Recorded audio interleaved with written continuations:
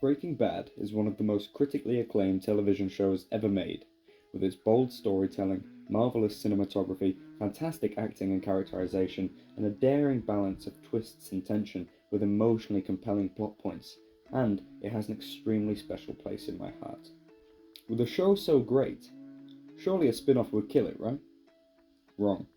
Better Call Saul, the prequel spin-off of Breaking Bad, centering around originally comic character Saul Goodman, or how he was previously known, Jimmy McGill, provides not only a new insight into the world of Breaking Bad and new shades to its characters, but it also acts as a standalone show, taking a rather different pace and more deliberate tone. Which brings me to the topic at hand. Breaking Bad and Better Call Saul act as different and the same. Better Call Saul delivers added subtext and hints to the source material in order to please the audience, while simultaneously presenting a totally new story that keeps us as captivated as the original, but in different ways. So, with that in mind, since the final season of Better Call Saul is currently on air and has reminded me how genuinely brilliant this world that Vince Gilligan and the team have created is, I thought I'd quickly give some examples to support both the fact that Better Call Saul still brilliantly executes the function of being a prequel, while also giving its audience an original story that works without Breaking Bad in some respects. Breaking Bad, although it maintains a rich and nuanced plot and set of characters, is much more high-octane and action-packed than its prequel counterpart. With plane crashes, wheelchair bombs, and car guns, Breaking Bad uses extreme stakes and creative action to hook its audience. At the beginning of the show, some of this sporadic action was used to create an immediate grip, as nobody had fallen in love with these brilliant characters yet. It is a great balance of high-concept scenarios fueled by the basic, structural idea that the show centers around a good man becoming a bad man, and a complex writing and visual style, allowing the show to have some artistic integrity. On the other hand, despite existing within the same layered world, Better Call Saul eases its audience into the ride. As much as many people prefer Breaking Bad due to its immensely high peaks, Better Call Saul seems to have allowed the writers to add a large amount of richness and depth to not only characters we know and love, but also new characters, which creates stakes despite being a prequel show. The writing is a lot more thorough and consistent. This is due to the fact that the writers have found their way and developed their talent since Breaking Bad, as have the cast and crew with beautiful cinematography and phenomenal acting, but also the writers don't seem to feel as much of a need to hook the audience. The people who keep watching are the people who truly care about this world and these characters. That's why I love Better Call Saul so much. They can take time delving into Mike's tragic backstory of avenging his son, and grant him even more depth through being unable to save Werner and Nacho, and this gives subtext to the Mike we know in Breaking Bad, as we can see now that he sees Nacho and Jesse.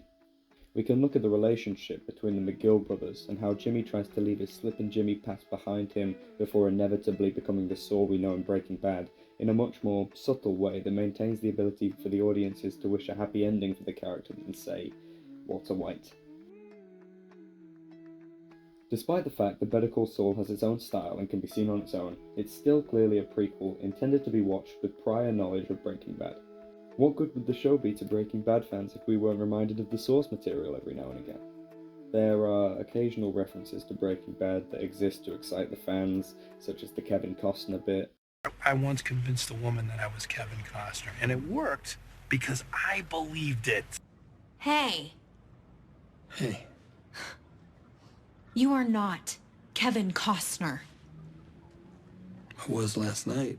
However, this doesn't take away from the story at all, and it's nice to see gaps filled.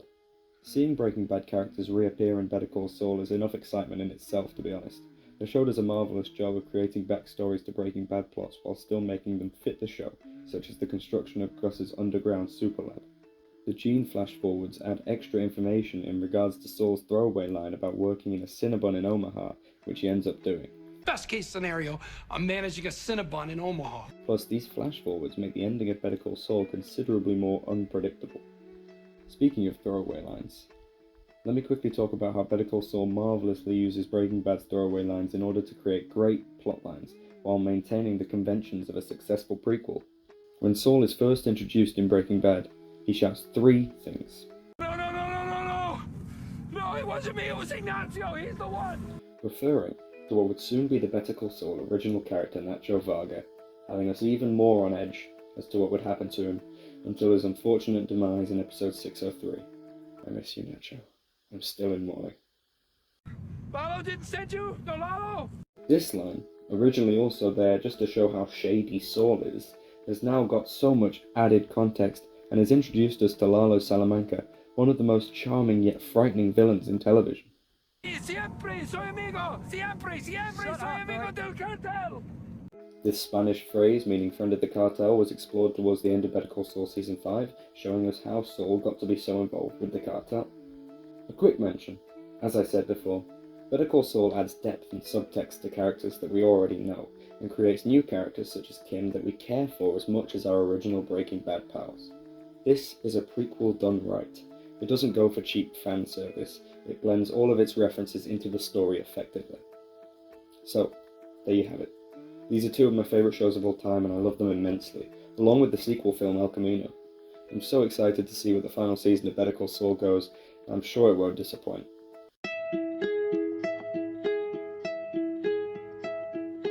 Mm-hmm.